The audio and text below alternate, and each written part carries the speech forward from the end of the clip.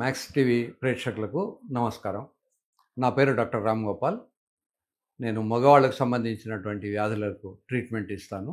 హైదరాబాద్లో దిల్సుఖ్ నగర్లో metro pillar number 1552 ఈ సేవా రోడ్ మంజుసుధా హాస్పిటల్లో ప్రతిరోజు 10 నుంచి 2 దాకా పనిచేస్తాను. మిత్రులు కొన్ని క్వశ్చన్స్ అడుగుతున్నారు, వాటికి మనం జవాబులు చేద్దాం. అంగస్తంభన లేకపోవడానికి కారణాలు ఏంటి డాక్టర్ గారు?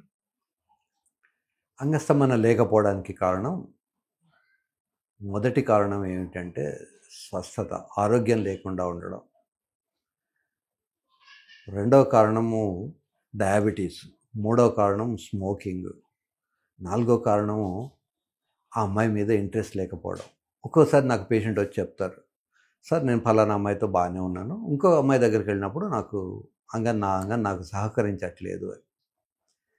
ఇందులో వాడికి వ్యాధి ఉందా, వ్యాధి లేదా, లేదా ఆ అమ్మాయిలో డెఫిసిట్ ఉందా, ఇట్లాంటి క్వశ్చన్స్ వస్తాయి. కనుక ఒకవేళ రెగ్యులర్గా ప్రతిసారి సెక్స్లో పాల్గొనలేకపోతే వాడికి అంగస్తంభన ఉన్నట్టు మనం నిర్ధారించుకోవాలి.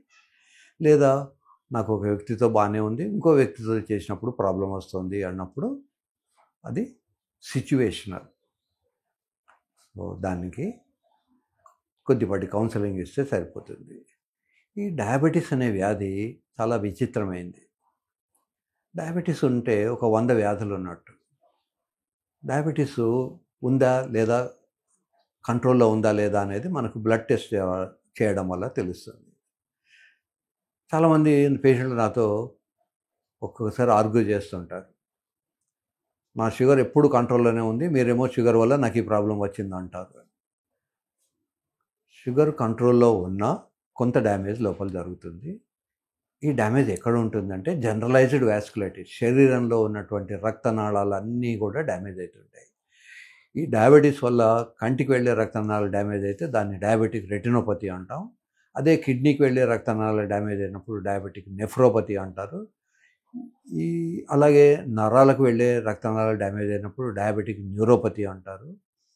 అలాగే కాల్లో కొన్ని ఫింగర్స్కు రక్త ప్రసరణ సరిగా లేక అవి నల్లబడిపోతూ ఉంటాయి, గ్యాంగ్రీన్ అంటాం, దాన్ని డయాబెటిక్ ఫుట్ అంటారు.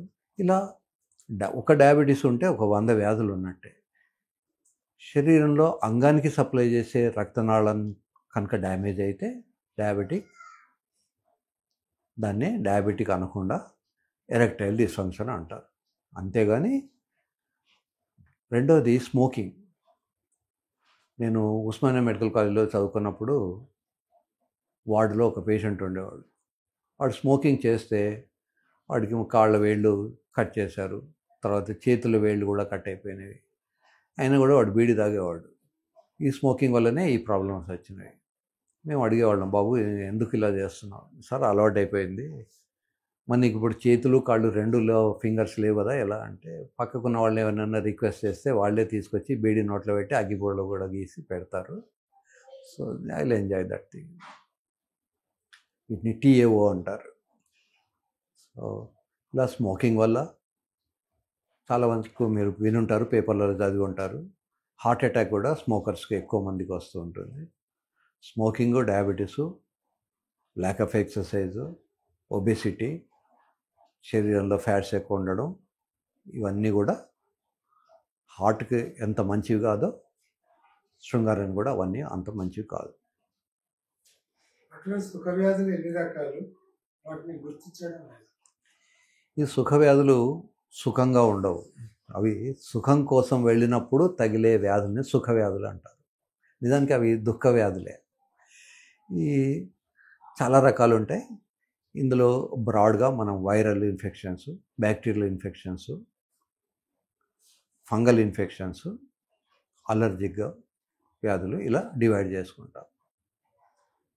ఈ వైరల్ ఇన్ఫెక్షన్స్లో most notorious HIV. Second thing is toxoplasma, rubella, cytomegalovirus, herpes, ఇవన్నీ కలిపి వీటిని టార్చ్ గ్రూప్ ఆఫ్ వైరసెస్ అంటారు. ఈ టార్చ్ గ్రూప్ ఆఫ్ వైరసెస్ వల్ల కేవలం అబ్బాయిలకే కాకుండా అమ్మాయిలకు కూడా పెల్విక్ ఇన్ఫ్లమేటరీ డిసీజ్ అంటారు, పిఐడి వచ్చే అవకాశాలు ఉంటాయి. మధ్య మధ్య వాళ్ళకు కింద బొడ్డు కింద పొట్టలో నొప్పి రావడము, మెన్స్ట్రువల్ సైకిల్కు రిలేటెడ్గా నొప్పి రావడము, ఎండోమెట్రైటిస్ అనే వ్యాధి రావడము, ఇట్లాంటివన్నీ కూడా ఈ టార్చ్ ఇన్ఫెక్షన్స్ మిగతా పిఐడిల వల్ల వస్తూ ఉంటాయి. ఇకపోతే ఫంగల్ ఇన్ఫెక్షన్స్, కర్డ్ లాగా ఉంటుంది. ఈ కర్డ్ లాగా వైట్ డిశ్చార్జ్ ఉండడం వ్యాధి కాదు. అది ఫంగల్ ఇన్ఫెక్షనా లేదా ఊరికే వైట్ డిశ్చార్జా అనే డిస్క్రిమినేషన్కు ఏదైతే నీళ్లు పోస్తే కడిగితే వెళ్ళిపోతుందో అది మామూలు డిశ్చార్జ్. నీళ్లు పోసి కడిగినా అది అక్కడే అతుక్కొని ఉంటుందో అది ఫంగల్ ఇన్ఫెక్షన్. సో అలా ఫంగల్ ఇన్ఫెక్షనా, బ్యాక్టీరియల్ ఇన్ఫెక్షనా, గనేరియా లాంటి వ్యాధులు ఉన్నప్పుడు చీమ్ వస్తూ ఉంటుంది, లేదా పక్కనే ఇంగ్వెనల్ లింఫ్ నోడ్స్ అంటాం, పక్కన గడ్డల్లాగా అవుతూ ఉంటుంది. సో ఎల్జీవియా, గనేరియానా, సిఫిలిసా ఇట్లాంటివన్నీ కూడా. ఫార్చునేట్లీ సిఫిలిస్ లాంటి వ్యాధులు చాలా వరకు తగ్గిపోయాయి. పెన్సిలిన్ మార్కెట్లోకి వచ్చిన తర్వాత సిఫిలిస్ లాంటి వ్యాధులు లేవు. అది ఎంతవరకు నిజమో కానీ ఒక famous Indian politician died with syphilis అని చెప్పుకుంటారు. బ్యాక్టీరియలు, వైరల్, ఫంగల్, అలర్జిక్ ఇవన్నీ కూడా మనకు తారసపడే వ్యాధులు. రోలింగ్ అవయవ మార్పిడి లాగా అంగ మార్పిడి సర్జరీ సాధ్యమేనా? చాలా మంచి క్వశ్చన్. ప్రస్తుతానికి లేకపోయినా, ప్రస్తుతానికి అంగ మార్పిడి అనేది ఇంతవరకు ఇంకా మెడికల్ లిటరేచర్లో రాలేదు, కానీ ఫ్యూచర్లో వచ్చే అవకాశం ఉంది. ఒకవేళ అంగ మార్పిడి చేసినప్పుడు మానవ అంగాన్ని కూడా తీసి మగవాళ్ళ అంగాన్ని ఇంకొక వ్యక్తికి పెట్టగలిగితే it's a wonderful thing. Especially ఈ రోడ్ ట్రాఫిక్ యాక్సిడెంట్స్లో యంగ్ పీపుల్ బ్రెయిన్ డెడ్ అవుతుంది, వాళ్ళ పినిస్ ఆరోగ్యంగానే ఉంటుంది. ఒక్కొక్కసారి అది కొంచెం లెంత్ కూడా ఉండొచ్చు, కనుక లెంత్ ఆరోగ్యంగా ఉన్నటువంటి పినిస్ను మనం కొంచెం వృద్ధాప్యంలో ఉన్న వాళ్లకు లేదా మిడిల్ ఏజ్ వాళ్లకు ట్రాన్స్ఫర్ చేయగలిగితే ఇట్స్ ఏ డీసెంట్ ప్రపోజిషన్. దాని మీద ఇంకా రీసెర్చ్ జరగాల్సి ఉంది. ప్రస్తుతానికైతే మెడికల్ లిటరేచర్లో ఇలాంటి అవయవ మార్పిడి జరిగినట్టు ఇంకా నాకు తెలిసినంతవరకు మెడికల్ లిటరేచర్లో లేదు. కానీ it's a very good question. ఇది థాట్ ప్రొవోకింగ్. ఫ్యూచర్ జనరేషన్స్లో వచ్చే అవకాశాలు చాలా ఉన్నాయి. ఇంతవరకు రాకపోవడానికి కారణం ఏంటంటే మానవ అంగానికి, మగవాళ్ళ అంగానికి సప్లై చేసే రక్తనాళాలు చాలా సన్నగా ఉంటాయి. అవి లెస్ దెన్ 1 millimeter అలా ఉంటాయి. అది ఇంతవరకు ట్రాన్స్ఫర్ కావలేకపోయినాయి, కానీ ఫ్యూచర్లో అయ్యే అవకాశాలు ఉన్నాయి. ఇప్పుడు కిడ్నీ ట్రాన్స్ప్లాంటేషన్ అనేది వెరీ ఫ్రీక్వెంట్గా జరిగేది. ఆల్మోస్ట్ ఎవ్రీ వీకు ఈ ట్రాన్స్ప్లాంటేషన్ సెంటర్స్ ఏవైతే రికగ్నైజ్డ్ ఉన్నాయో almost every week 1 or 2 cases జరుగుతూనే ఉన్నాయి. కనుక ఫ్యూచర్ జనరేషన్స్ వాళ్ళు అదృష్టవంతులు. ఒకవేళ ఈ ఆపరేషన్ కనుక సక్సెస్ అయితే ఫ్యూచర్ పీపుల్ విల్ ఎంజాయ్.